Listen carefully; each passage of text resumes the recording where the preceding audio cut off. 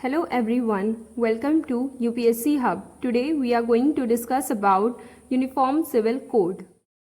A uniform civil code means that all sections of the society, irrespective of their religion, shall be treated equally according to a national civil code, which shall be applicable to all uniformly. They cover areas like marriage, divorce, maintenance, inheritance, adoption, and succession of the property. It is based on the premise that there is no connection between religion and law in modern civilization.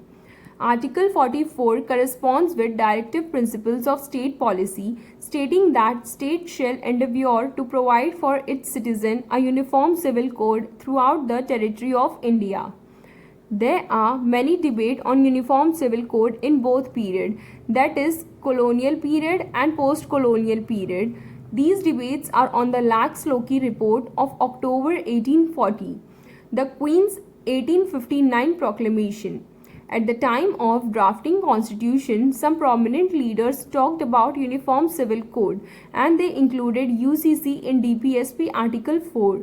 Some reforms of UCC are Hindu Code Bill, Succession Act, the Hindu Marriage Act, Minority and Guardianship Act, Adoptions and Maintenance Act, and Special Marriages Act. Arguments in favor of Uniform Civil Code. It will integrate India, will help in reducing vote bank politics.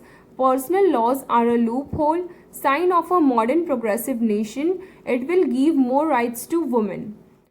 Thanks for watching UPSC Hub.